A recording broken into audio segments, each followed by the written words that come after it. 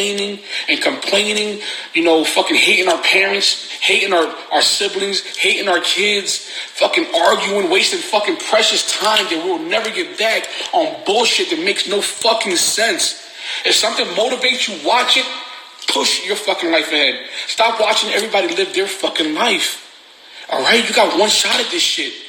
Alright? You're wasting fucking years on a couch. You're wasting years fucking doing excuses. Listen, if you're a convicted felon, get the fuck up. Go to Smith & Solomon. Go get a fucking CDL. Listen, you can drive tractors. You can drive fucking, cement machinery. You can do something in life. Alright? The door isn't completely shut on you. Your mind is. And once you realize that your mind, a changed mind is very powerful, it's very dangerous. Because I'm telling you, once you start changing your fucking habits, all your bad habits, it's going to be almost impossible to stop you. And once you start thinking positive, you don't even see the bad in people. When you don't even see bad in people, you can just keep launching ahead because nothing's going to touch you. There's nothing going to stop you. God ain't going to allow you to die like that. There's people who are just a waste of fucking life. All they do is sit back in the cut and harm people. All they do is sit back in the cut and rob people. That shit, listen, every dog has his fucking day. But I want to fucking die with my name being remembered like, damn, he was a good fucking dude. That's it. And I'm not fucking planning on dying no time soon because if a fucking coward kills me, God bless you, brother. Can you kill somebody who ain't want no problems with nobody, who ain't stopping nobody from doing anything? But let me tell you something. You got to push ahead in life. Because even the thought of death is so fucking scary. And we all, like my little brother before he died, my brother got killed on January 5th of this year. 2019, my brother died. And he was so afraid to die. Every time I used to talk to him about death, I used to be like, Alexi, you're going to fucking die. Dude, and he would have a fucking breakdown. Like, I can't breathe. Bro, I don't want to die. I'm like, yo, listen. You're already getting 29 years old, bro.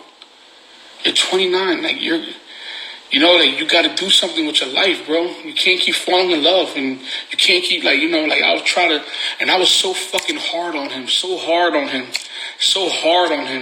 I feel to the point where it was like, damn, I didn't even get a chance to, put my lessons on him.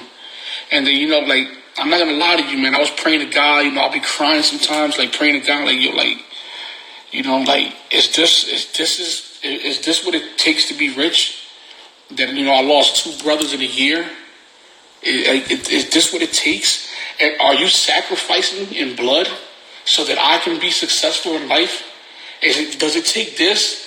Does it take my fucking brothers to die so I can push an agenda and push a movement and push people to move forward? Does it take my family to die for this? And you're not going to die in vain because, trust me, I'm going to keep coming. But let me tell you something.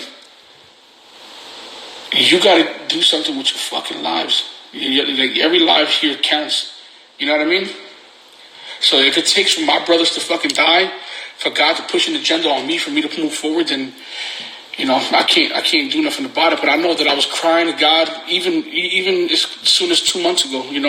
I laid in my shower and probably cried for 6 hours straight because I felt my brother was bothering me. I felt him, and this is some real shit. I was downstairs in my office, and right now I'm by myself in my house. I felt my arm chugging, and I felt my brother pulling at me, and I'm in my head I'm like, Alexi, just leave me alone. Let me just let me forget about you. Let me just forget. Tonight. And, he his presence kept bothering me. I felt a hand kept pulling at me. And, to the point where I got kind of scared and I started crying. Damn, I want God to, I'll do anything just to bring him back. And lo and behold, man, I met Digital. And Digital, 100% reminds me of my brother. I sometimes, and that's why I'm so hard on Digital. I'm so fucking hard on him. Yo, you can't keep leaving batteries behind. Digital does something stupid. He's so young in his mind. He does something stupid every fucking day. And it kind of it kind of bothers me. I'm like, Digital, you got to be smarter. He's so unorganized. He'll take a thumbnail picture and he'll delete it. Or I had a whole vlog of my brothers. My brother won 15,000 on the coin toss. I had a whole vlog for you guys. He did, his hard drive fell, it broke. I couldn't even push out that vlog. And but sometimes I sit back and I watch digital from a distance. And he thinks that I'm so hard on him because I want him to get good at what he does to the point where I want him to be rich one day. So I sit back and just watch and observe him. And he's just like my fucking brother. I'm like, and I sat down and I looked up to the sky and I started laughing. I'm like, damn God, I asked you to bring my brother back, and he brought me the total opposite. But my brother was, the Spanish kid, 6'4", tall. He brought me this little short black fat guy. You know what I'm saying? But like, he just reminds me of my brother. Good heart doesn't mean any bad to anybody. He's not a shady kid. He just wants to laugh all day. He plays a little too much sometimes, but and when he tries to like talk and like his analogies make zero sense, he's not the brightest light bulb in the LED strip. But he's a good fucking kid, you know what I'm saying? So, to me, it's like damn, God brought my brother back to him. So, it feels good. But sometimes, I question God, like damn, like, you took my brothers for what?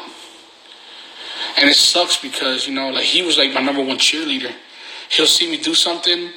Like when Meek Mill first reached out or liked one of my comments, he was like, yo, that's crazy. Like, he was just like my cheerleader. He loved everything.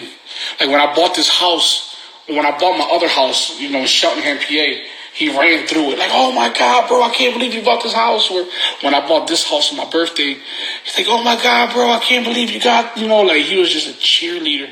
And just, to have him just die, so somebody just take his life for like, over some bullshit. It sucks, but we gotta remember the life. Like, I gotta remember him in my heart, and like, I gotta push an agenda forward. It's crazy how people just die and become a memory. It's so surreal. Like, life is so unfair at times, but it's so beautiful because it's so rare to be alive. Like, you have no idea how hard it is to be you. You know what I'm saying? It's so hard to be the person that right now, everybody who's watching this live, it's impossible to be who you are. Like, you're lucky as fuck. You're lucky to be alive. And, even if your life right now, like, listen, there were some nights, right, where when I first got my first kid's mom, her name was Crystal, before I had any kids, me and her would sit down in my house and eat cookies for dinner. We had zero money. When I'm talking about poverty, brother, like, when I'm talking about poorness, I was like the poorest of the fucking poorest. Like, when I left my house, like my dad's house, and I left, like, I had no parents. Like, no, like, you know what I'm saying? I had nothing. I was fucking like poor. You know what I'm saying? Like, breaking into like my sister-in-law's house to steal food.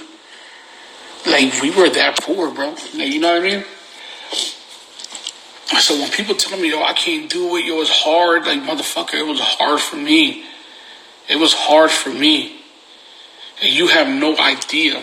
It just takes a quick instant of, I can't be this broke. You got $100 in your pocket, go through Craigslist. Go look at something that's worth $200, buy it for your last $100 and flip it. And just sometimes, and a good strategy is, this is a good strategy too. A good strategy is to get a hold of the seller who's selling the item. Make sure you can contact them and make sure that you can, get that product. Then another thing to do is to sell the product before you even buy it. Like, yo, bro, I got this DVD player. Oh, I'm just using the scenario. And you be like, yo, I got it for $50. You're like, all right, bro, bring it to me. Like, yo, you sure you want it? Yeah, bro, trust me. All right, bro, you know what? You got to give me a deposit on it if you want it. Pick up half of the money, go back and buy that fucking DVD player, and then bring it back to him. You just make money off of doing nothing. Just being a middleman in the middle. There's so many ways to get fucking money. And sometimes even I start lunching. Even I get lazy. Even I stop giving a fuck. And sometimes, but this is still motivating me in a sense. like I have a greater purpose, and that's to, light a little fire under your ass. Like I can never, you could take every fucking penny from me right now. I would never go fucking broke because I have fucking fire inside of me. I have willpower, and I'm gonna figure something the fuck out. You know what I'm saying? We're gonna figure this shit out together, and I'm telling you, and you guys are too. Sometimes you gotta bite your tongue to it. Like I see a lot of people make mistakes, like they quit their job because they didn't like fuck this nigga. Oh, he wasn't being nigga. Fucking suck it up, Fuck them niggas. Get in there, get your fucking money, stack up all your money. You know you don't want to be in that job. Stack up all your fucking money. Once you stack it up and you got something, then you leave. Listen, I made that mistake, right? That boy owed me selling that coke. You wish. Listen, brother, I'm not even gonna feed into that negativity. But you know what it is that people like him are so fucking immature in their fucking heads that, they got nothing going on in their fucking lives, that they think that everything that everything that you're doing in your life that you gotta still, like, it's impossible. No, motherfucker, this ain't fucking magic. This ain't none of that. It's called fucking work. You know what I'm saying? Like, it's rewarding. The same way you beat your dick, the same way you beat your dick until you nut, that's the same way you do life. You beat the fuck out of life until you get rewarded. That's the same way you treat life, bro. Like, listen, I can't figure out life for you. Like, there's no perfect blueprint. Everything happens in coincidence.